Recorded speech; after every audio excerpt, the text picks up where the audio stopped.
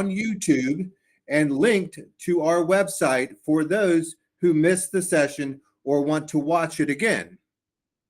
Si necesita ayuda en español, por favor, envíe un correo electrónico a studentassignment@wcpss.net y alguien se comunicará con usted mañana.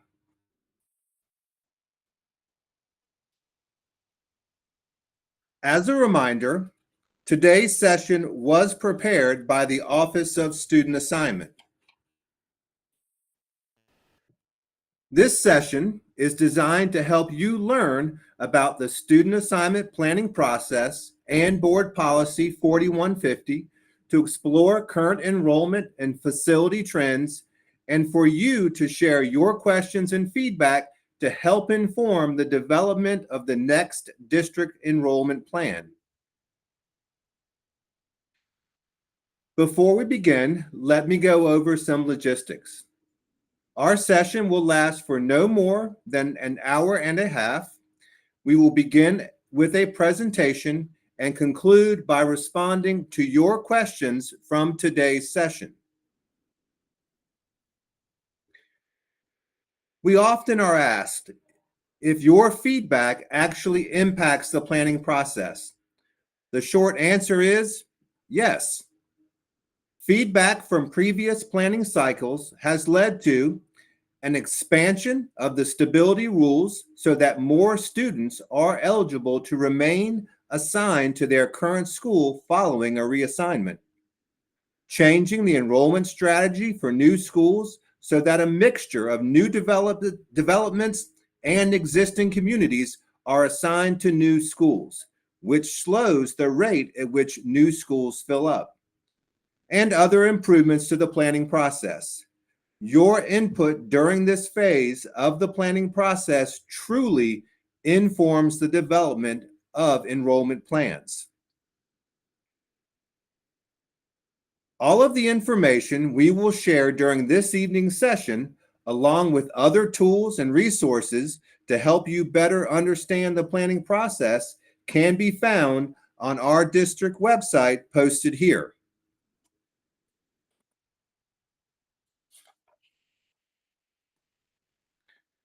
We recognize that now and throughout the session, you may have questions for the presenter or the planning team. To capture your questions, we will be using the Q&A feature within the Google Meet. To access this feature from a computer desktop, please click on the grid icon located on the toolbar on the bottom right of your screen. If you are using a mobile device, select the three dots first, then select the icon with the three shapes labeled Activities. You should see a Q&A feature identified by a question mark icon. To ensure your questions are anonymous, our host and moderators will be monitoring the Q&A for questions and capturing them throughout this evening's session. Once you see that your question has been removed from the Q&A, that means your question has successfully been captured by our moderators and you do not need to submit your question again. We will make every effort to respond to your questions toward the end of our session. In addition, we will use your questions to update the FAQ portion of our website. Si necesita ayuda en español, por favor, envíe un correo electrónico a studentassignment@wcpss.net y alguien se comunicará con usted mañana.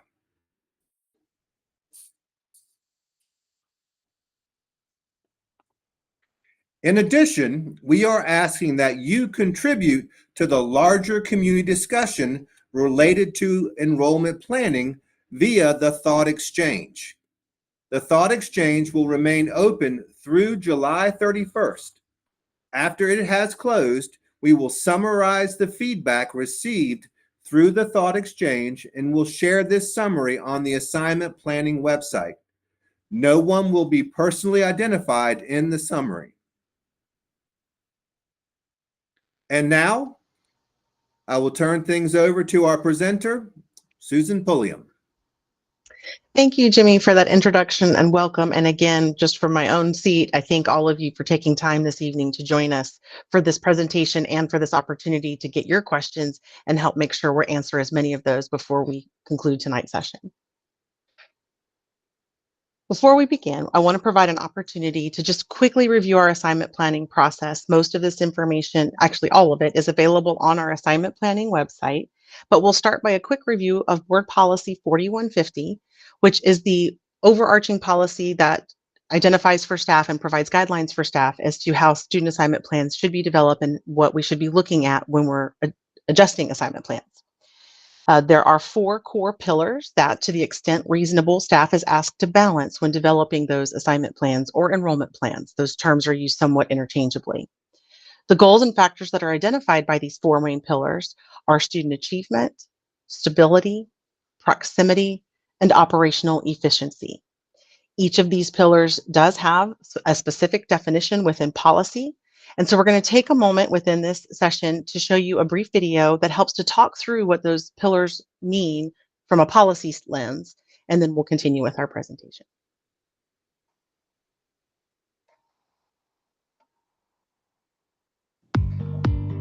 Understanding student assignment. It's no secret that our school district is growing, and it's growing fast. That means each year we need to address overcrowded schools and often need to open new schools to keep up with this growth. To state the obvious, we may have to reduce the enrollment at an existing school or fill new schools with students. This is done through the annual student assignment process. To best understand when and where new growth is coming in our district, we conduct an annual enrollment forecast. This forecast helps us look ahead up to 10 years and project enrollment growth throughout the district.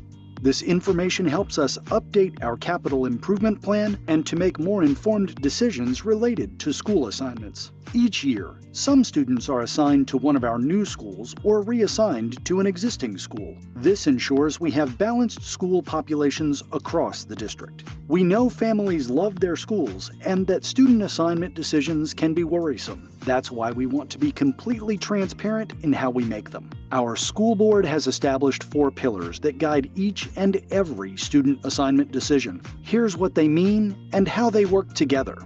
Student achievement. We want all of our schools to provide the best academic opportunities for our students. This pillar compels us to think about whether a student assignment plan can help reduce high concentrations of poverty or low-performing students at some of our schools. Stability. Essentially, we try to keep as many children at their current school through the exit grade as possible. When reassignments are necessary, we provide the opportunity for some students to submit a stability transfer request and stay at their current school through the exit grade. Operational efficiency. This pillar is about making sure all of our schools and transportation resources are at their best use. Overcrowded schools are a problem. Classrooms packed with too many students are one thing.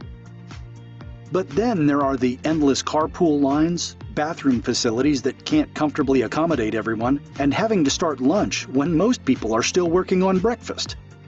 On the flip side, having under-enrolled schools is an inefficient use of public resources, particularly when there are crowded schools nearby. Proximity. Okay, this one can be a little tricky. In a perfect world, houses would be built in neat little rows on a predictable timeline and at a slow and steady rate.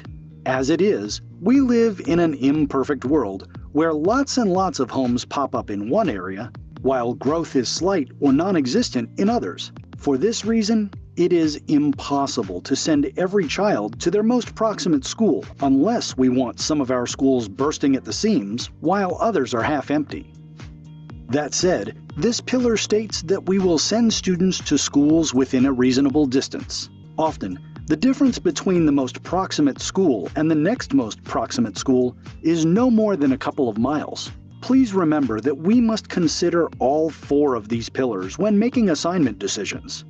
There is no priority among the four that applies in every situation. It's a balancing act that ultimately helps us come up with the best possible plan for everyone. Thank you for working with us to ensure our school system continues to serve all students well.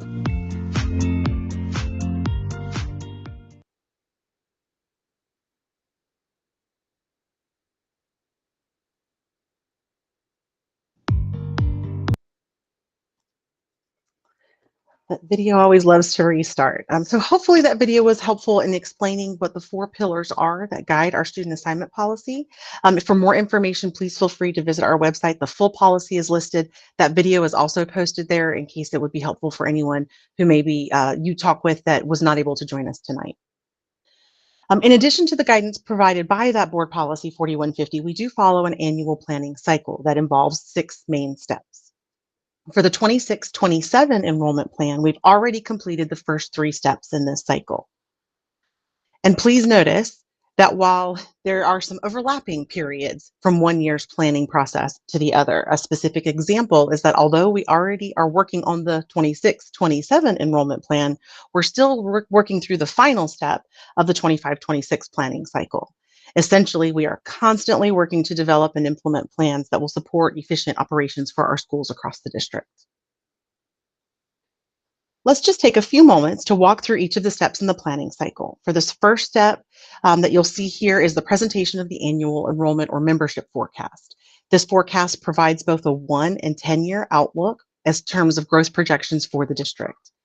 And even though the enrollment forecast does provide a 10-year projection, we update it every year or annually to account for any changes in residential development plans, home sales, birth rates, and other areas that impact our enrollment forecast.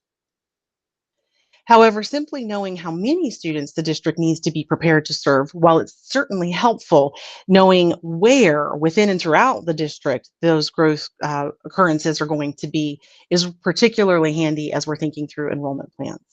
This map that you see here depicts the projected change in total student population residing in various areas across the district through the 2034 year. As you review the map, you'll notice that most of the arrows showing projected enrollment increases are much larger. So those are the blue or larger ones.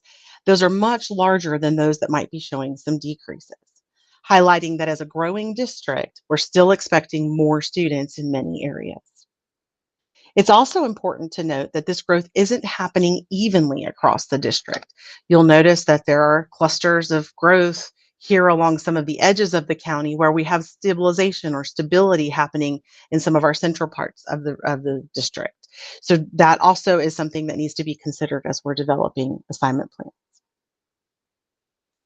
In the event that you're just now joining us, we just want to remind everyone that all the information we're sharing today, as well as other helpful information and resources, including opportunities to join in other conversations and dialogues such as focus groups related to assignment planning, are located on the district website. Also, if you've just joined us or if you joined us a little bit after our host gave some explanations, we will be using the Q&A feature here in the Google Meet to capture your questions for tonight's session so that we can answer those live today toward the end of our session. If you're using a computer or a desktop computer, you're going to look for that grid icon on the bottom of your toolbar, and then you'll see the question mark that says Q&A. If you are using a mobile device, you're going to look for those 3 dots first, and then you're actually going to look for 3 shapes that are labeled activities, and then you'll see the question or the Q&A feature. Just as a reminder, we're going to make sure that your questions remain anonymous. So if you see that your question has been removed from the tool, that means it has been captured successfully by one of our moderators, and we will address it later in tonight's session. In addition, we're going to try to answer all the questions that we receive live in tonight's session, and any questions that you do bring up tonight will be helpful in letting us update our FAQ portion of our website so that families who weren't able to join us can see the answers to the questions that you brought forward today. Y otra vez, si necesita ayuda en español, por favor, envíe un correo electrónico a studentassignment@wcpss.net y alguien se comunicará con usted mañana.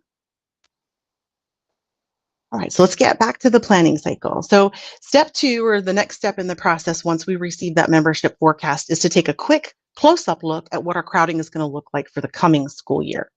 So while that also is used to help us think about crowding, that same 1-year projection is also used by our budget office to help us come up with our budget agreements between us and the county commissioners. Some of you might have heard about that. That's a recent topic. I know our board had recently approved a budget for the next school year. In the case that we're talking about here, the projections are going to be for the 2025-2026 school year, and they were presented to the board just this past February. So taking a quick look at what this means for our elementary schools. Right now, based on those enrollment forecasts or that enrollment projection, we're looking at our elementary schools on this map. And this kind of just gives you a quick visual display of what crowding is projected to look like across the district for the coming school year. The schools that are identified in this sort of darker orange or red color that I'm highlighting here represent schools that are projected to operate at or above 110% crowding for the coming school year. If they're in the lighter orange, they're more in the 100 to 110% range for a projection. If they're yellow, such as these examples, they're projected to be operating in the 90 to 100% range. And then anything that is in white is most likely going to be at 90% or below.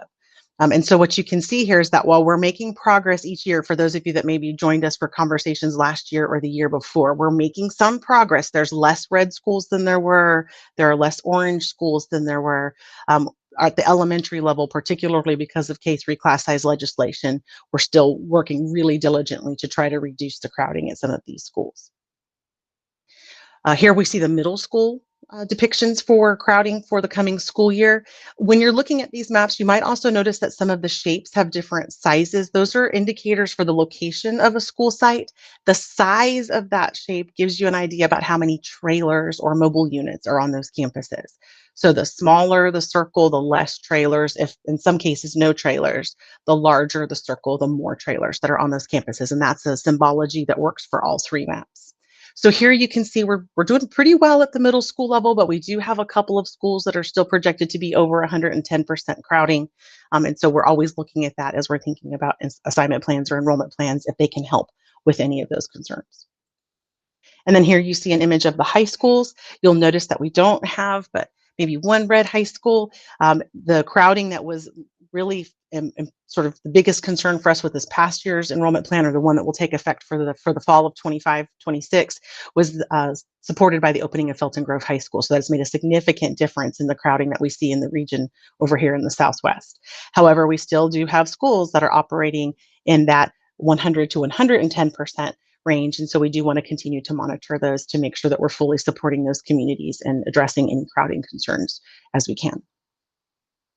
All right, so again, just keep submitting those questions. I do see that one or two are starting to flow in. So if you have questions at any point throughout the session, just add them to the Q&A feature. So as it's top of mind, you're getting those in there. If you have comments or concerns, you're certainly welcome to post those as well. But we really want to make sure we spend as much time as possible toward the end of our session answering your questions so that you feel like it's a valuable use of your time. Right. The next thing that we look at is our capital improvement plan, or the CIP. We currently operate using a 7-year capital improvement plan. So every year we review it, update it, and add that 7th year as the current year sort of becomes complete. I do want to recognize that we do review this process annually. However, it is, much like everything else, an ongoing activity for staff, both in our offices as well as the county commissioner's offices. So here you see a chart that depicts what's going on with our capital improvement plan. The green labeled schools that you see in these few rows are the schools that are going to open for the 25-26 school year and already have an approved attendance area. The board approved those this past November.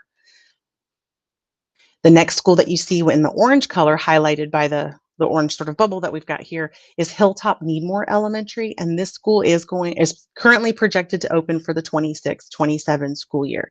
Today, it actually is already open as a school site, but it's serving as a swing space for Fuquay-Varina Elementary students while their school undergoes a minor renovation. I do want to pause and acknowledge the asterisks that you see all over this chart. And those asterisks just remind us that not only our new construction projects, but also our major renovation projects have the potential for completion date changes based on market volatility, scope changes, and changes in design or construction schedules. So essentially, we are constantly monitoring the progress of these projects to make sure that we can adjust and make recommendations that are appropriate for each of our annual enrollment plans. Here's a quick visual to just show you where these schools are located throughout the district. The green circles highlight those again that are going to open this fall, or even this summer, I should say. Pleasant Plains Elementary and Rex Road Elementary are scheduled to open in July as multi-track year-round elementary schools.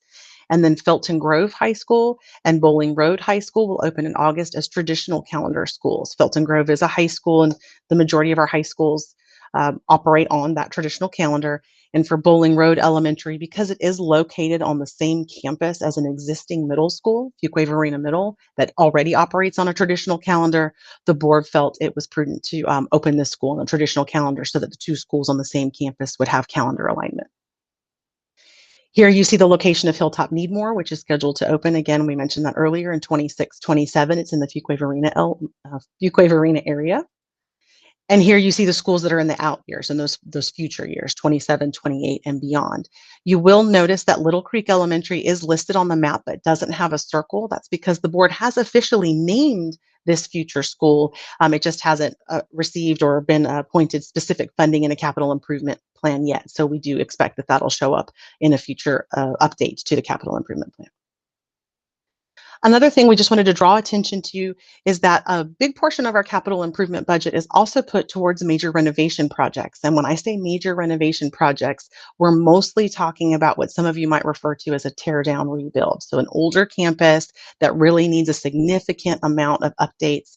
And so it's more cost effective to sort of give it a good refresh. There are minor renovation projects that are not listed on this chart, such as the Fuquay-Varina Elementary School project, that are also happening at the same time. So we really are trying to take those taxpayer dollars that we get through capital improvement funding to support and enhance as many schools as possible in each capital improvement plan.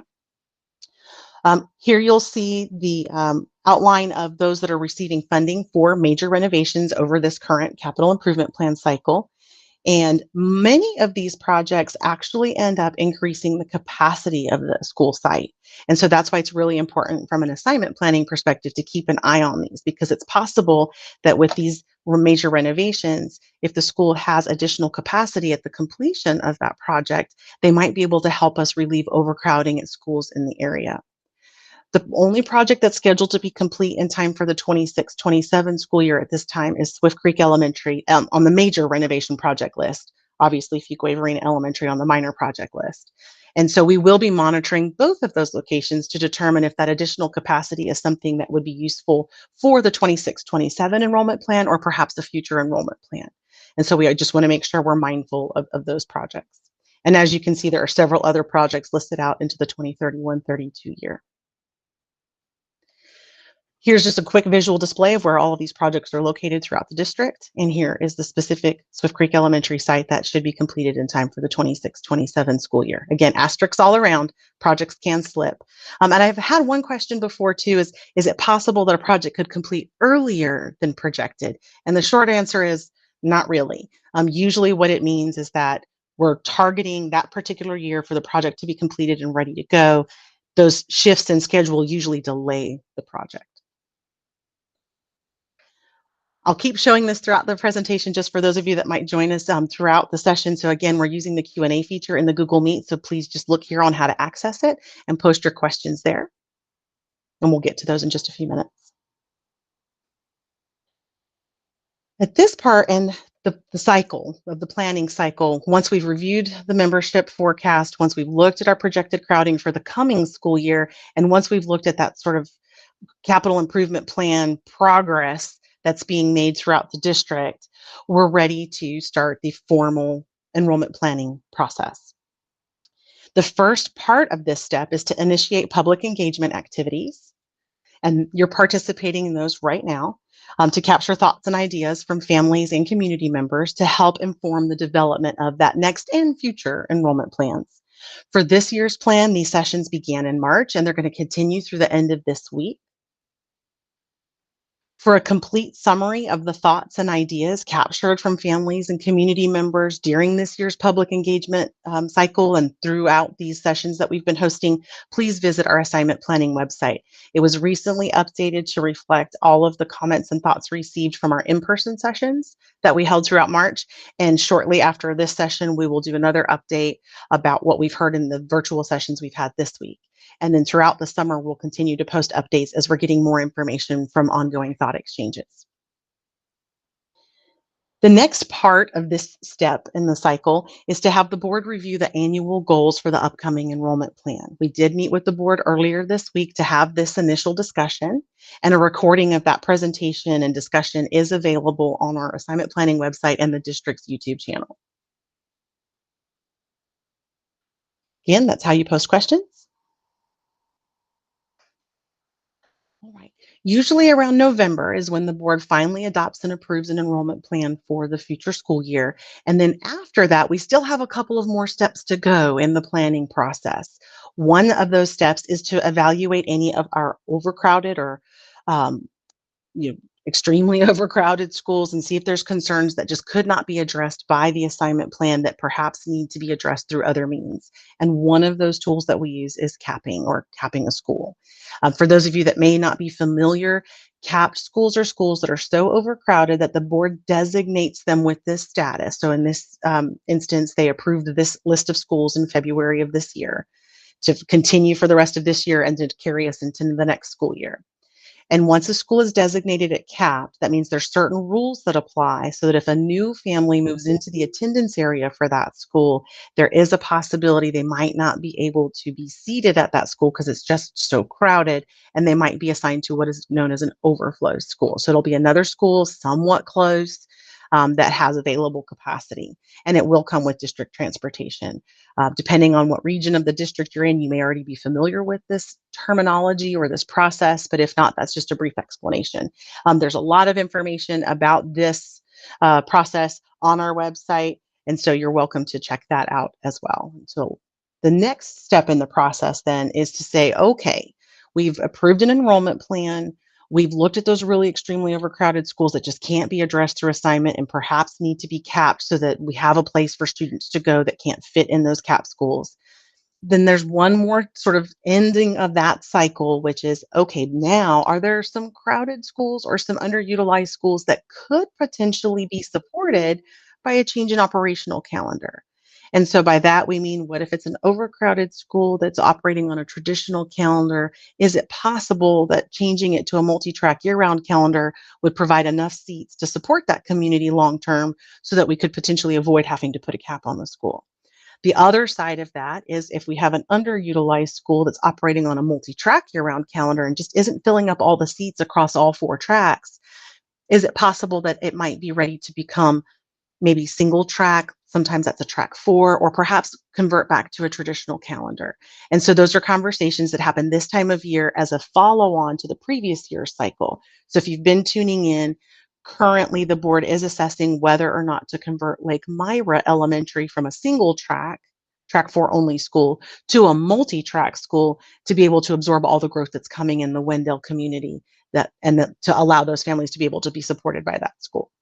Again, for more information on all of these processes, please feel free to visit our assignment planning website. We have cross links to all of those resources. So this is kind of your one-stop location to be able to just go here, and then you can link out to all the other parts of the process.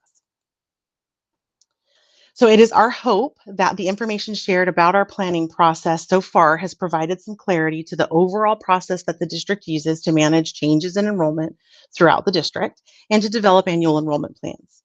But before we get to your questions, I'm going to turn things back over to our host for a little bit of additional logistical information, and then we'll begin with our Q&A period. Jimmy? Thank you. Before we begin responding to your questions, I'd like to review where we are in the planning process and highlight what is coming up next. First, we encourage you to continue to contribute to the district-wide thought exchange, which will remain open through the end of July. Also, we welcome you to bookmark our assignment planning website and visit it regularly for updated information and to find ways to participate in future engagement activities.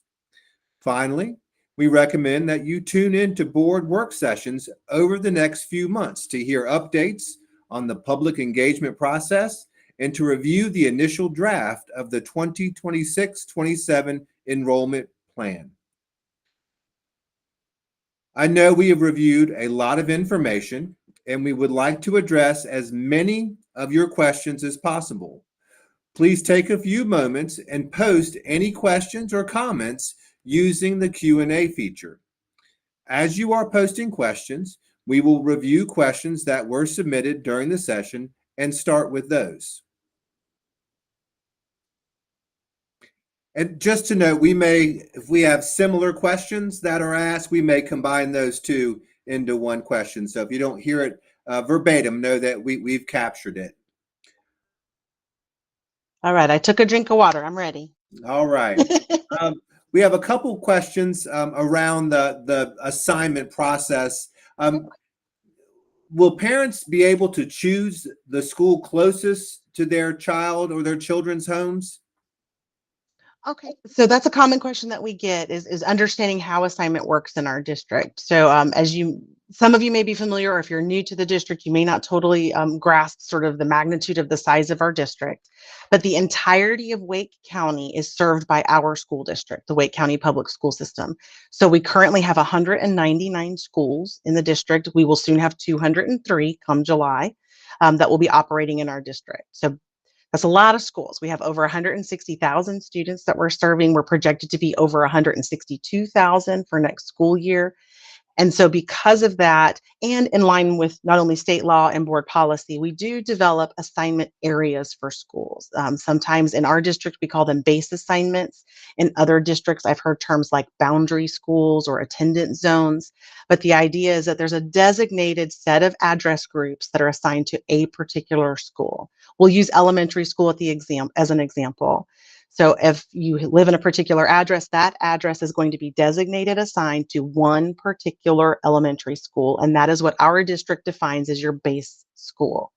We try very hard wherever it is possible to allow you to go to what is called a proximate or nearby elementary school. If you look at our maps, you'll notice that in some regions, because of less dense population, it's possible that your closest elementary school could be 4 or 5 or 6 or 7 miles away. Yet we do work to try to get you to one of those schools that are as close to you as possible. In other parts of our district, you could have 5 or 6 schools within a 1-mile radius of your address, particularly in our downtown communities, just because of the density of assignment and the density of schools. So we can't always say that you can go to your closest school, but we do try to offer families an assignment to a proximate school. There are other parts of our assignment policy that also ask us to look at things like balances of student achievement, and you can read more about that. But there are guidelines where we are to work not to have high concentrations of low socioeconomic status in a particular school or high concentrations of low performing students in one particular school. So on occasion, there are some assignment areas identified. There's lots of different terms people have used. I tend to use satellite. Some people say historic or distant assignment areas. So it is possible that you could be assigned to your second or third or fourth closest school, but we do work really hard with our Department of Transportation to minimize the length of travel time for any student that's not assigned to their closest school. The only exception, for those of you that may have joined late, is we did talk a little bit about capped schools. If you are base assigned to a capped school, there is a chance that when you show up to enroll at that school, it's already full at your student's grade level, and they might have to then refer you to an overflow school, which will be like a proxy for your base school because it will come with transportation. The benefit in that situation is that you are immediately placed on a wait list for your original school, so that if a seat becomes available either before the start of the school year or midway through the school year, the school could reach out and try to help you get back to that base school. As far as being able to choose your own school, we don't have open choice as a district just because we have so many students and so many schools and so many transportation routes to consider that we can't do that effectively. But what we do have is a controlled choice option. You always can apply for magnet schools, or you can apply for any school in the district during our hardship transfer period. So families always do have those two options. It's a lot of information for one question, I know.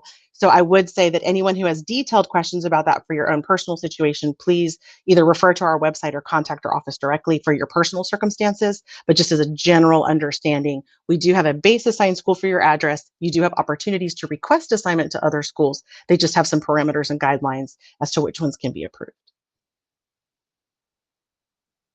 Thank you, Susan. There was one specific question. One of our participants wanted to be reminded of what when you showed the map of the colors, the yellow, what crowding did that indicate? So the yellow is going to be, let's see if I can pull it up for you real quick. Find that. So this sort of lighter yellow color, those are schools that are operating or projected to operate in the 90 to 100% range. And so anything sort of 90 to 105 in general as a district, we're okay with, because that's a good use operationally of our schools. When we start getting above 105, it starts to become really challenging to continue to maintain our high quality academic programming. There's obviously, as you can imagine, issues moving students through the building, being able to have proper class sizes, being able to have proper lunch during a proper hour. That was addressed in the informational video. When they start to get below 90%, we look to see, is that a school that's in an area that's getting ready to experience high rates of growth, in which case that means, hey, we're ahead of the game. We have some additional capacity ready to absorb that growth. Or is it an area that maybe is aged out a little bit and we just need to look and see if we still need all of that capacity? So I'm going to be careful here. I'm not indicating that we're in the business or even entertaining the idea of closing a school, but perhaps we might be able to reduce the number of trailers on that campus. Perhaps we might be able to see if it's a multi-track school, if we could make it traditional. So those are sort of the differences. So again, real quick, while we're here, the darker red is 110% or more. And in some cases, that or more can get pretty high, like 120, 125. The lighter orange color is that 100 to 110%. So if it's an area that's aging out, maybe it's okay. If it's an area that's still experiencing high growth, we've got to be thoughtful about that. The yellows are 90 to 100. That's a nice little sweet spot. And then anything that's in the white would be at 90% or below. Going to move our questions to capping here for a moment. Okay. We had a participant ask when two-part question. So Okay. Initially, what is a feeder pattern cap? If you can clarify that. And then also, when a reassignment is made from a cap school with capacity, what is the typical number of students that are reassigned? And so we know it depends on the size of the school, but she wasn't sure if there was, you only take so many kids out of a school, so you don't create under enrollment somewhere else. Okay, gotcha. All right. So part one, just referring to the visual where that question came from on that feeder pattern, you'll notice that the little FP is over here. Most of our schools are, I don't know any other way to describe it, they're just a simple cap, meaning that any student that moves into the base attendance area for the school that's been identified would start by going to the school and saying, hey, I know you're capped. I do live in the proper attendance area. Is there room for my student on their grade? And if the school says, yes, we actually have room in that grade, but maybe not some other grades, your student can come in. If the school says, hey, at your student's particular grade, we're actually already full, so we're going to assign you to the overflow school and put you on our wait list. So that's what I say is the difference between being designated as capped versus actively capping. We do have a handful of schools on this list that are designated as capped, that are not actually capping any students out by design. For those of you that might be from the West, you might recognize schools like Scotts Ridge. It was significantly supported by the opening of the new Pleasant Plains Elementary for next school year. So we're hopeful that that's been enough to maybe perhaps remove this school from the list. One thing I don't think I addressed during this part of the presentation is our goal as a district is to get this list shorter and shorter and shorter every year so that families have predictability in their assignments. Now, transitioning to feeder pattern cap, we have two schools, Mills Park Middle and Apex Friendship High School, that have what is known as a feeder pattern cap. This means that in addition to someone who just moves in new to the attendance area that might potentially have to be capped out and sent to an overflow school, we've already identified that the base attendance area for this school has so many, let's say, third graders. I've used kindergartners before, but let's say so many third graders already living in the base attendance area for this school that we know that by the time they become sixth graders, they won't fit. So we start internally an active list of who's registered first and all that sort of thing and get them all in a proper order so that as they age forward, if for some reason they can't all fit into sixth grade at Mills Park Middle, the sort of the last families to move into the area would be the first ones that would be sent to the overflow school. So that's what it means to be a feeder pattern cap. So it's possible that you could have lived in the attendance area for a couple of years, yet because there's already so many students in that particular cohort, by the time they get to sixth grade, or in the case of Apex Friendship High School, the time they get to ninth grade, there's just not sufficient room. So they're sort of pre-capped going between eighth and ninth or fifth and sixth. The feeder pattern cap at Apex Friendship High School, candidly, has been largely relieved by the opening of Felton Grove High School, so that one may not need to persist in that format for much longer. But Mills Park right now still needs it because the new school in that community, Parkside Middle, has been delayed and won't open until I think 28, 29. So we've got still some work to do there. What was the second part of that question? I'm sorry, Jimmy. The number of kids you may take out of a school for a reassignment. Sure. So there's not a hard and fast number, because what we do is we look at address groups. However, if you recall from Jimmy's introduction, one of the things based on community feedback over the last couple of years is being more thoughtful about how many students are asked to change from an existing school to a new school, or from an existing school to an existing school. So in the case of Woods Creek Elementary, which opened this year, Pleasant Plains, Rex Road, and Bowling Road, which are opening next year, in order to mitigate that, what we've done is looked to do a better combination of not just existing families to immediately relieve pressure at nearby overcrowded or capped schools, but do a mixture of existing communities and new developments that are maybe still under construction or still in the proposed format, so that way the schools will actually open with a smaller enrollment, which is new for us. Several years ago, our methodology was to go ahead and open those new schools as full as we could, maybe around 75 or 80% crowded, to immediately provide relief to those neighboring schools. The downside was that the neighboring schools had such a large reduction in enrollment, and then sometimes those new schools filled up really fast as those new subdivisions continued to build out and add students. And so then those schools were overcrowded or capped in their first couple of years of operation. So based on community feedback and feedback from school staff saying, it's a lot of change really rapidly. Can we find a more gradual way to fill up the new schools and more gradually reduce the enrollment at the existing schools? We've got a slightly different strategy. So I can't give you a hard and fast number because each situation is going to be different, but we have significantly reduced the percentage of students that we mandatorily reassign out to those new schools. The other piece of that is the more generous stability rules. And I'm not sure if anyone's asked questions about that, so I'll pause on that just in case there's more questions about stability rules. So since we're on the theme of capping, does the Office of Student Assignment evaluate capping the number of children we overflow to a single school? And they noted it's been observed to the board and student assignment that overflowing 180 kids to a single school can be very destabilizing to that school over time, especially when that's over 25% of the population. Yes, we do. I'll say in a lot of instances, our cap schools are not capping out at that rate. It's a much smaller number. It's a little bit more manageable. But yes, we do have at least 2 schools I can think of top of mind, if not 3 or 4, that do get a significant number of overflow students simply because of the rapid rate at which developments and residential units are popping up in the base attendance area for our cap schools.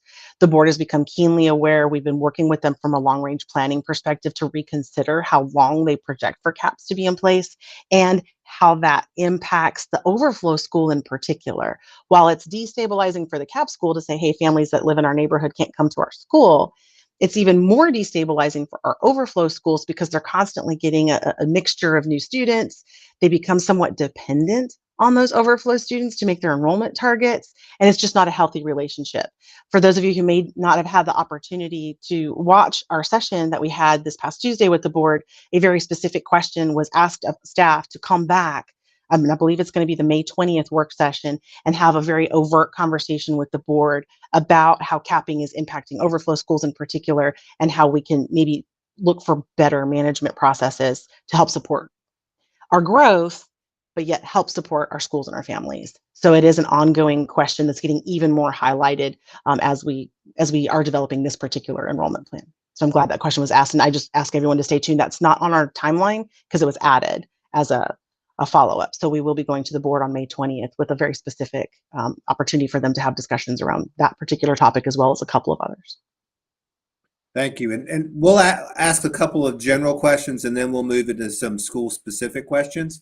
Okay. So explain to us a little bit about the stability rules that have been in place the last few reassignments. Sure.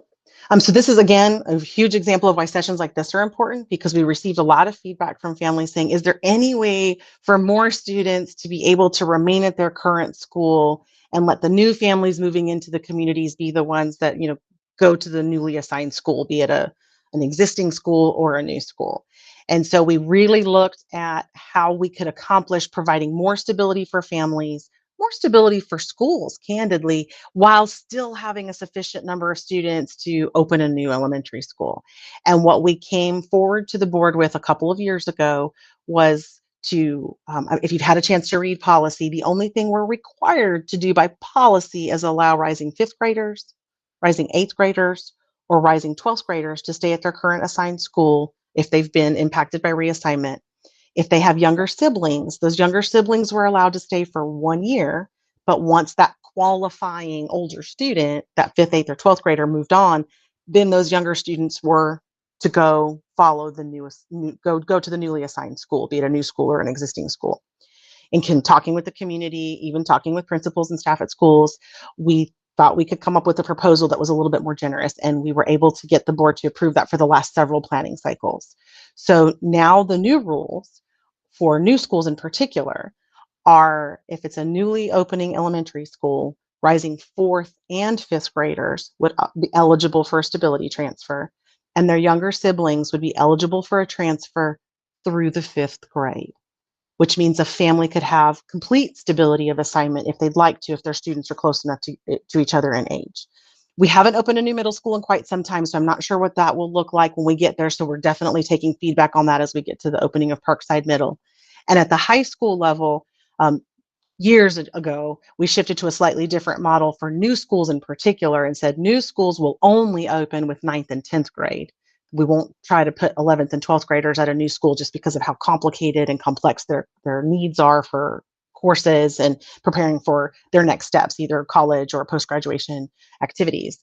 So only the 9th and 10th graders are assigned. Historically, all of those 9th and 10th graders would have to go. They might be allowed to stay with that older sibling 1 or 2 years at the previous school. However, now the rules are more generous and says if you have an older qualifying student, 11th or 12th grader, then those 9th or 10th graders could join them, and then they could stay through the 12th grade if they'd like.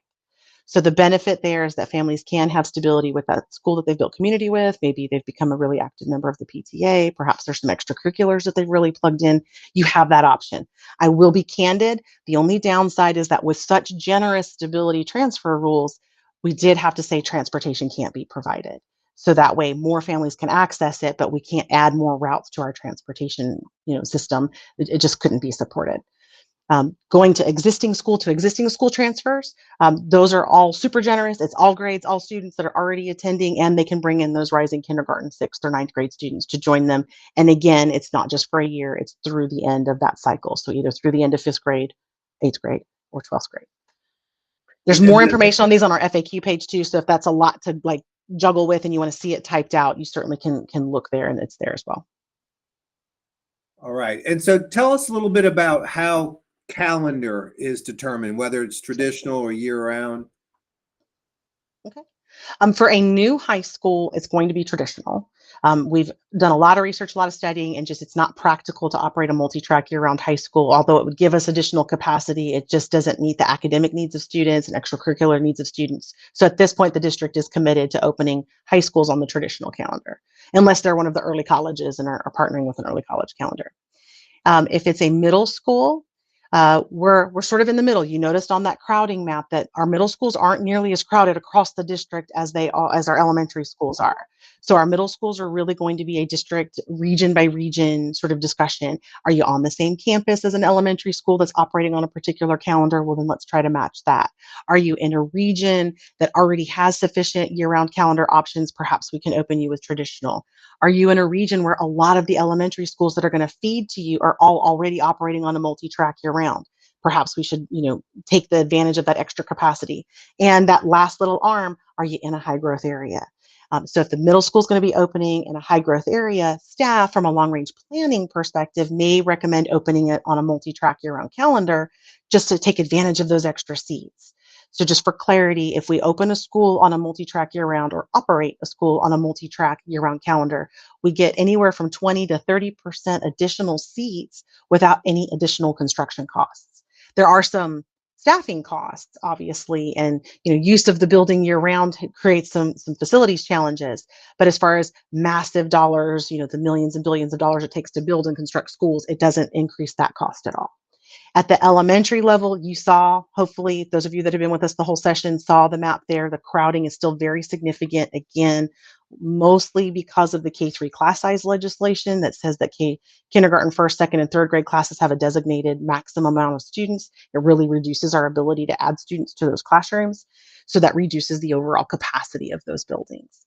So at the elementary level, we've said it pretty clearly as staff from a long-range planning, good steward of taxpayer resources, and trying to provide families as much stability of assignment over time. We will start with an initial recommendation that the elementary schools operate on a multi-track year-round calendar. And then the board will weigh and factor all of the community conversations to determine if they support that, or in the case of Bowling Road this coming school year, feel like because it's on the same campus as an existing middle school already operating on a traditional calendar, if it is better for the community to operate on traditional. So moving forward, staff will always start with an initial recommendation for elementary schools to be multi-track year-round. And while we're on calendar, one more question. We know we've talked about the possibility of transitioning from a single track to a multi-track school. Can you describe the process of what that would look like? In terms of how it would be implemented or how the decision is being made? I believe how it would be implemented. Okay, how to be implemented. So this past August, the board made the difficult decision to take 2 multi-track year-round middle schools, Pine Hollow and Roseville Middle, and convert them to traditional for the coming school year. They made the decision in August for an implementation the following year. And during that process, we received a lot of feedback from the community and from staff at schools that really wasn't a sufficient runway to prepare for that type of change for families. We're moving forward. We need to do it from an operational efficiency standpoint and from a utilization standpoint. However, that feedback has significantly improved that process to where now we're talking about it now, and the board is projected to have a final conversation about one of those considerations for 26, 27 in June of this year. So families would have at least a year to start thinking ahead about how that would change. If a school is going to go from a multi-track to a single track or traditional, the communication with families is pretty straightforward. Your student will no longer be on track 1 or 2 or 3. They'll be going to track 4, or if it's a complete conversion, they won't be on any track. They'll just be on traditional calendar. Staff will make different adjustments.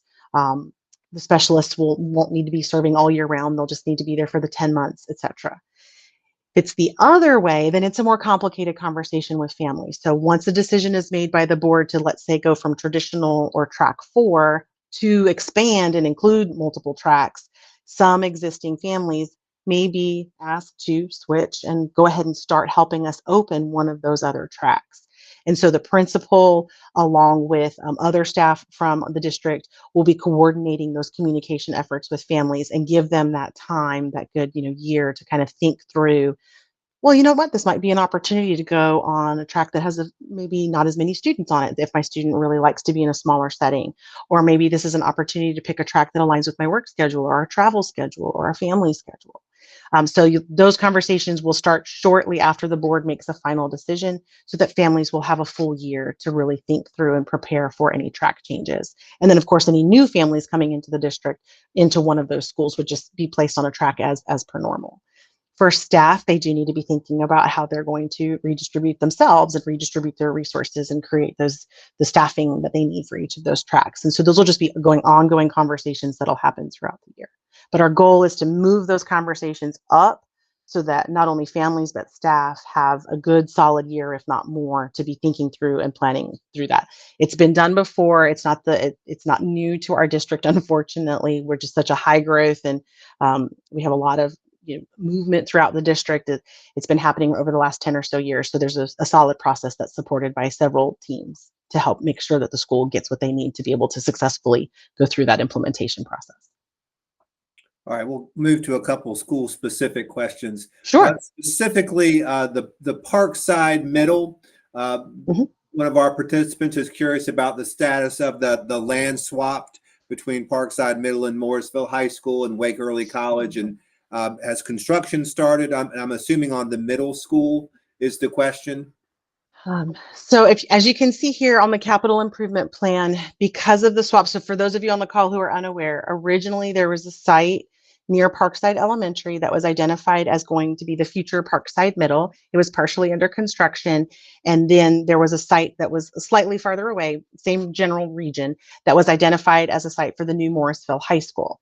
While planning and design was underway for the Morrisville High School site, there were a lot of challenges that resulted in us realizing we couldn't build something the size of a high school on that property cost effectively.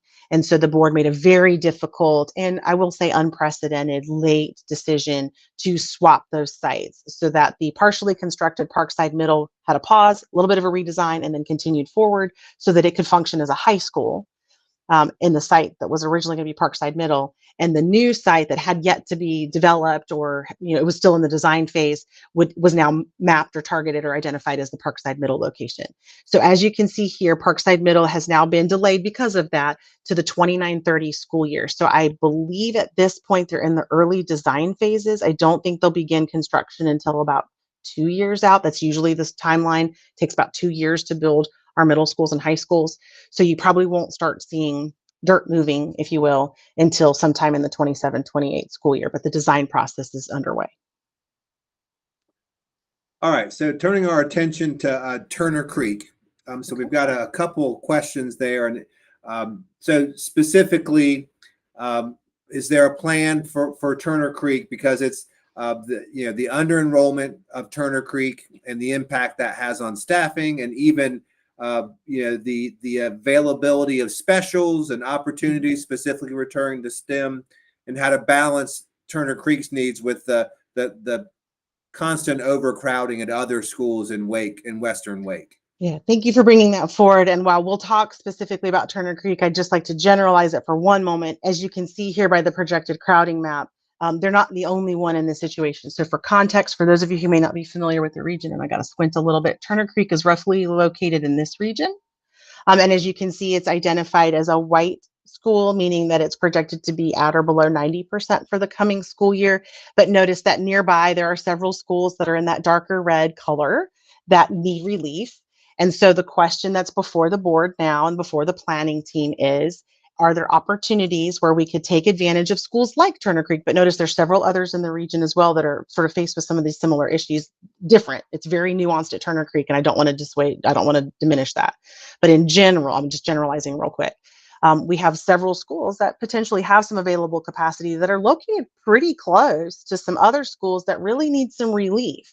So the question becomes, is reassignment the appropriate strategy in a particular community to relieve an overcrowded school and take advantage of some space that's in one of our underutilized schools? Or, as I look at my growth projections, is one of those underutilized schools in an area that's projected to have a huge increase in growth, and maybe we just need to kind of sit tight and let that school absorb the growth that's coming? In the specific case of Turner Creek, it's in one of our areas it's stabilizing. So the growth in its attendance area is minimal at best, because it's basically, it means it's built out and families are just kind of moving in and out. Sometimes I call it the churn. As your students get a little bit older, you move away and a new family comes in and brings smaller school age children with them. And then they start to repopulate the schools. And so the schools have a nice sort of ebb and flow, or at least the projected enrollment coming from those neighborhoods is a little bit more stable and predictable. However, if you've got a school nearby that has an attendance area that's made up of a high growth, right, space where we're projected more and more residential developments, more and more apartments and townhomes and single family homes that are coming at a really high clip, and that school is already overcrowded, is there a way we could partner those two schools together and come up with some sort of reassignment, or even three schools, whatever it is? So yes, Turner Creek, I can say it out loud, right? Turner Creek is a school that we're looking at bringing proposals for.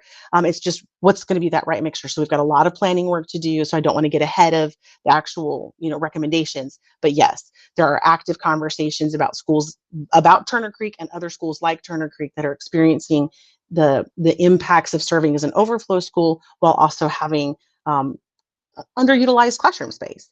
So we want to make sure all of our schools are thriving, and as best as we can, we're going to start working toward getting those recommendations to the board. So I will say for Turner Creek, yes, absolutely, they'll be included in the projections. In the initial draft of the plan, I just can't tell you specifically what they'll be, but we're definitely looking to take advantage of the available capacity at that school. There are some other schools in the district. No one's asked about them yet, so I won't necessarily call them out, but that are in the same situation, and that will likely also be included with some recommendations to solve that same challenge. Because it is a very, very real challenge for a school that's reliant on overflow students to maintain its population versus having a good solid base attendance area that supports the enrollment and the functions of the school. And from your experience, does the board deliberate about the resources that kind of come and go with small schools like a Turner Creek? Yeah, so I will say, historically, I don't think it's been a hot topic, but because of where we are in time and space, and because of how long some of our schools have been capped, and because of how much growth is still coming, and particularly in this region where we have no new projected schools, right, coming, we're going to have to come up with different solutions. And so that's part of, I don't know if everyone heard me say, the board has asked us to come back and present to them at a work session on May 20th to talk specifically about the challenges of serving as an overflow school and how those resources are constrained when you're serving in that function, so that they can have a better picture as to the why behind the recommendations that'll be coming later this year. Cedar I Fork. think I've seen some technical logistical questions. All of the board sessions, either work sessions or meetings, all their public sessions are live streamed.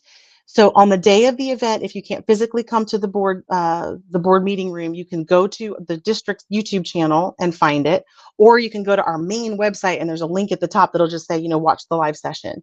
If you're interested in coming in person, they're all held in the conference. The work sessions are held in the conference room of the board space, which is in our Crossroads 1 facility on Dillard Drive. There is limited seating in that room. So on occasion, they might overflow any live participants who want to come just watch live into the boardroom itself, and then they'll be watching on the TV monitor. So it's kind of up to you whether or not you want to attend in person. But do know that work sessions are formal meetings of the board, so they don't necessarily engage participants. They just engage the staff or the guests that they've invited to the table. So I'm not saying don't come. I'm just saying don't anticipate that you'll be able to ask questions during a work session. They're not really designed in that format unless the board expressly says that that's the kind of work session that they're having. So in reference to May 20th, that's a work session, not That's a work session, yes. We won't come to the board in an actual board meeting until November, when we're bringing them the final draft for review and approval. Okay. Cedar Fork, they've been chronically overcrowded. Has there been any conversation about the possibility of changing calendars to multi-track year-round to add capacity? Sure. So Cedar Fork's a great example of nuance, right? So yes, every school in the district is evaluated and reviewed during that step 6. Let me see if I can pull that slide up to kind of highlight it a little bit better. Let's see. Nope. Too far. This one. let's go up this one. So during step 6 of our planning process, the board's approved a plan. We've sort of said, hey, these are CAP schools. We've got to deal with those. Now let's turn our eye to those long range planning. And I don't want to diminish that these are all ongoing conversations that happen all the time. The planning team is constantly reviewing data and doing analysis. It's just when we formally bring recommendations to the board, this is sort of the series of steps that we follow. So once the board has made final decisions about CAP schools, then we've got some clear direction, and then we know which schools might be served by calendar changes, and that's this sort of process.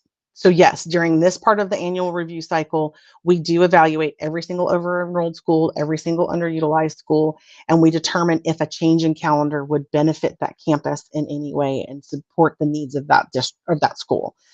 So things that we have to consider are, is it even enough capacity to address the crowding? It would be terrible to convert a school from traditional to multi-track and yet still have to cap students out, right? If that's not, it's an insufficient response. Is it a school that can support multi-track year round? So some of our schools are a little bit older. They were designed a long time ago. They're not nearly as big as some of our current, new construction sites. If I were to make them multi-track, they would gain no capacity. Right. So then is that a reasonable thing to do to a smaller elementary school? And think of those schools that are in the downtown Raleigh area. If you're familiar with Poe Elementary or something like that, it's a really small campus. So if you were to make it multi-track, they just don't have sufficient classrooms to actually increase their capacity by going multi-track. So it doesn't do us any good. Another question is, can the community support it with the way that they're using the facility? Some of our schools do have partnerships with local towns and municipalities or park and recreation departments for the use of other facilities that are on site. Cedar Fork would be one of these.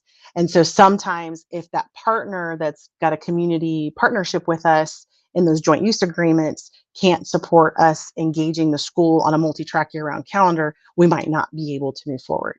So there's a lot of things that go into that decision-making process at this time for 26-27. The only recommendation that the planning team has brought forward from the school choice department is that Lake Myra transition from a track 4 only to a multi-track. Yet they will immediately, following that decision, start the active process of identifying if any other schools could benefit from that type of a conversion, either traditional or track 4 to multi-track. So yes, the short answer is we're always looking. The long answer is it may not always be the right fit for a particular school campus.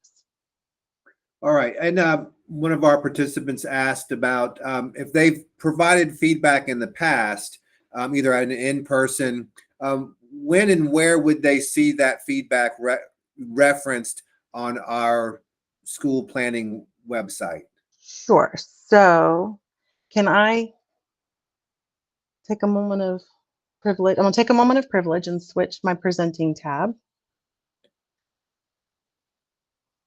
to this site to help people see how to navigate. This is the assignment planning site that we constantly refer to. This picture's so big, it takes up the whole top page. But if you start scrolling down, you'll see first, hey, what can I do now? We took some feedback from the community about it's too hard to figure out what I can do right this moment. So you'll always see what's next is going to be what can I do now? So right now it's participate in virtual information sessions, which we're doing today, or participate in the thought exchange. Soon it'll be an opportunity to participate in focus groups. And if you're interested in something like that, there's a way to sign up over here. We only reach out to people who say they're interested in it because we don't want to bother people who have no interest in participating in them. In addition, you can see all those links that we've talked about to all the different parts of the planning process. But here you can see the feedback from the community session. So if you participated in one of our sessions in March, you can click that link and it'll take you to the results page, if you will, the public engagement results page. And you can see a lot of the questions. I'm going to do this. These are all the questions we've already captured just since the beginning of March from community members about assignment planning or the 26-27 plan. So we've tried to answer and respond to as many of those as we possibly could. I think I might have 3 or 4 left that I'm getting information from other departments on, but we've done a pretty good job of getting all those questions that we captured and responding to them here. In addition, if you participated, let's say, in the session about Morrisville High School, here is where you can see all the comments and thoughts that were captured by participants that attended in person. So we did a chart paper activity. And so we took a little license to make them complete sentences here and there. For those of you that attended, you realize we use a lot of abbreviations, but other than that, we really worked very hard to capture the original intent of the statement here. And so that's where these are listed. In addition, if you participated in one of those original thought exchanges, because there were some small micro focused thought exchanges, you can click on the thought exchange feedback link. Okay, it will show, and it'll show you the results of those thought exchanges, including the ability to navigate and look at all the thoughts on your own time, or to see an AI generated and supported summary of the results.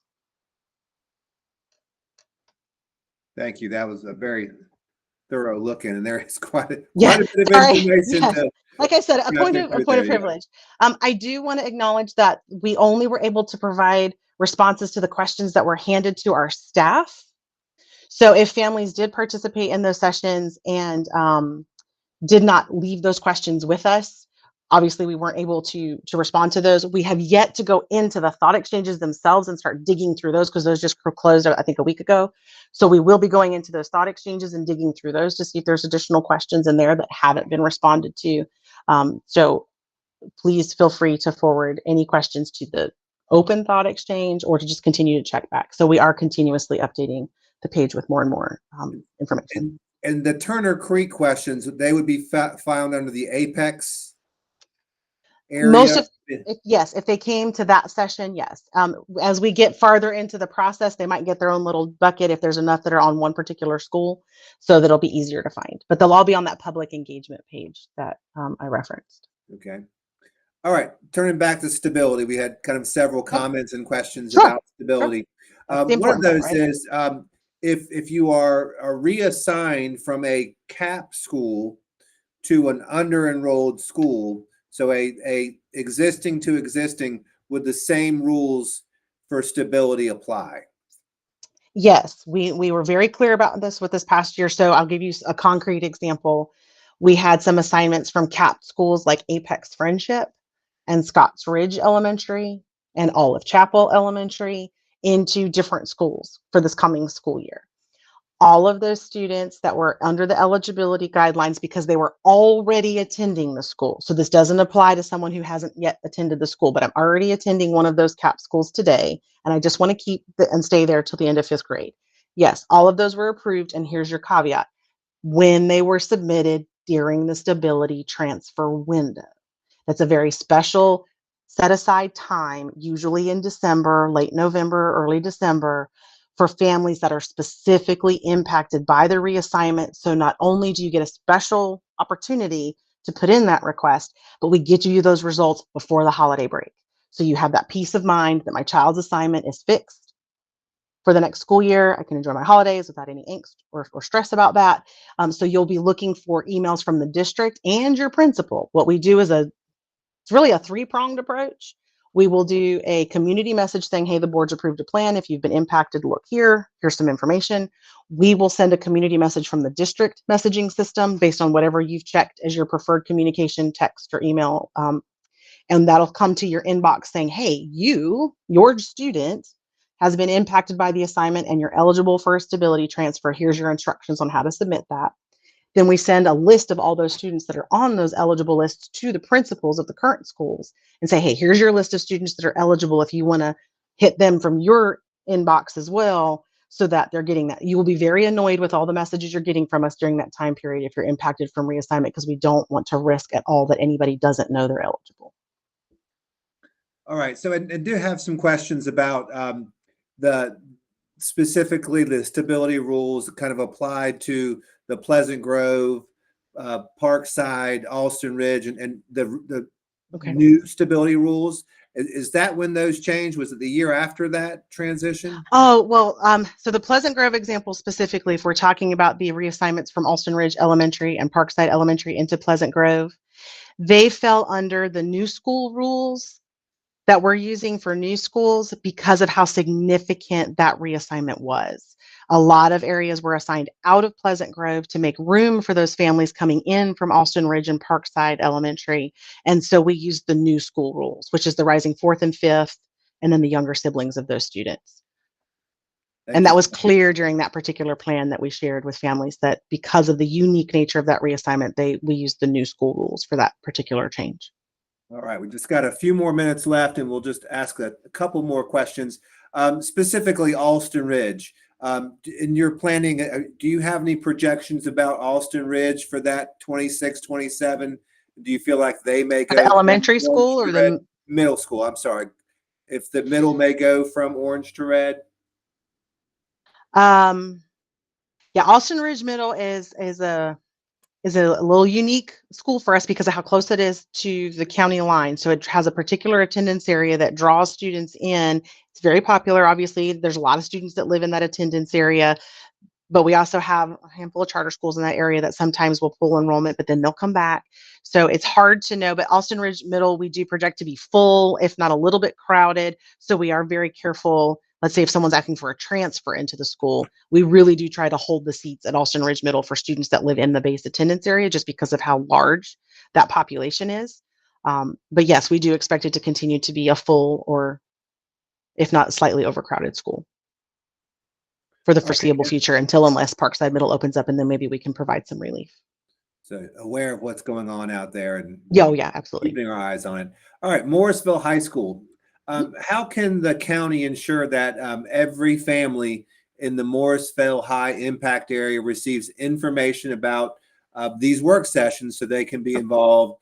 Kitts Creek, Providence neighborhoods, just how can we be assured that they are made aware? Yeah. So first things first, for the face-to-face session that we had this year, I do need everyone, and we'll use this opportunity to share that we have to be a little bit restrictive on how many people we invite, because we only have, let's say, 75 to 100 seats in any particular media center at the schools that we're using, because we really want it to be an interactive session. So we don't hold them in auditoriums, because we don't want it to be this, as much as possible. We want it to be a little bit more interactive. So in that case, we try to target the students that are in the age groups that would most likely be directly impacted by the opening of the school. So we kind of forecast back a couple of years. If you're going to be a 9th or a 10th grader the year that the school opens, then that means you're probably a 5th, 6th, or 7th grader this year. So let's invite that group of families in the larger impact area. That's why we created the assignment planning website, is so that when we can't physically invite you to an in-person session, you still have access to all the asynchronous and virtual options. This is one of those. As far as Morrisville High School goes, though, we're nowhere near any specific assignment planning for the school. We just did a really, the first sort of touch point, because we originally didn't project that school would open for a number of years. So this was our first opportunity to engage families. I have heard some feedback that maybe sharing more information with principals, and we do share it with principals, but we don't ask them to distribute it widely, again, because we have space limitations. So we are considering doing more of a virtual approach so that more families can attend all together at the same time. So we're taking a lot of, always every year we make adjustments to our public engagement process and our plan to improve it so that more families can participate. So we are looking to expand our use of maybe virtual sessions so that we can have larger groups attend early on. But this session is a perfect example. So if anyone has any ideas or suggestions or thoughts for schools, you can call them out specifically in the thought exchange. Or as we get closer next year in the spring, we'll be coming back out again and talking specifically about Morrisville High School, because that'll be the only new school opening for 27, 28 at this time. And maybe this was a suggestion, but also a question. Sure. The maps showing the overcrowding areas, the red and yellow, maybe they were curious about the reversal of showing those areas that may be experiencing under enrollment. So Sure. So all of the areas that are white are the schools that are projected to be 90% or less. So those would be all the schools that would fit into that sort of underutilized category. If you're looking for gradations in that direction, I think I can take that note. Maybe we can not just say 90 and below, maybe 90 to 80 or 80 and below or something like that. We can talk internally about what would be a good way to share that, if that's what that note meant. I'll take that back to the team. all right, one more question just popped in there, so we'll take this last question and then we'll wrap up. So when Morrisville High opens, will impacted Panther Creek 9th and 10th, rising 9th and 10th graders in 27 have to move out of Panther Creek? be reassigned? Is that kind of that area that may be projected to impact? So yeah, right now the impact area, and you can look the website that I shared with you with the public engagement, there's also an impact map. And so I'm going to take this opportunity to clarify what an impact map is and isn't. An impact map is not a recommended assignment area. It's way bigger than that. An impact map is an area that says, hey, your school might see some changes, or more precisely, your address might see some changes, but we want all of you in the community to come and have a conversation with us, because even if you're too far away from the school to be part of the new student group, your school might get smaller. Your favorite teacher might go to the new school. Your principal might go to the new school. Your favorite club advisor might go to the new school. Your best friend that lives a couple of, miles away might go to the new school. So we just want everyone to be aware that there's changes coming to the community.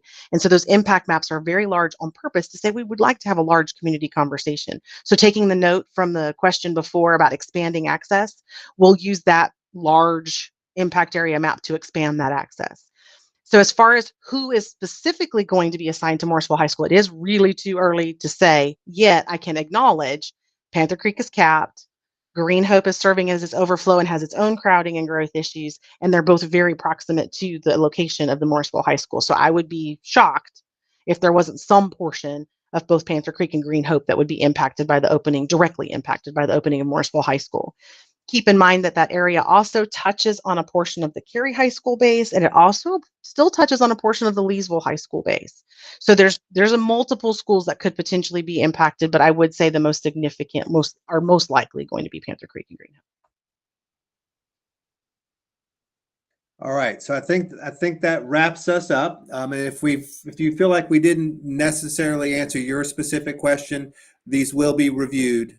We will go back and look at these specifically, and again, they will be added to the FAQ. But we want to thank you for being with us tonight, and we hope this session has been informative and that you better understand the overall enrollment planning process. Separately, we appreciate your open and honest participation. Your input and feedback is vital in informing the development of the next enrollment plan. Remember, we will present a summary of the feedback received to the board during the work session in June. The thought exchange will remain open through remain open through July 31st. There we go. And we encourage you to continue to post comments, rate comments, and explore the exchange over the next few months. Again, thank you for being with us tonight, and we hope you enjoy the remainder of your evening. And for those of you that stuck it out with us the whole time, thank you for your active participation. It's really, really helpful in informing the planning team as we move forward. So just thank you. Thank you. And we'll grab that last question off of the board, and we'll make sure it's addressed in the FAQ. Thank you, and have a good evening. Thank you.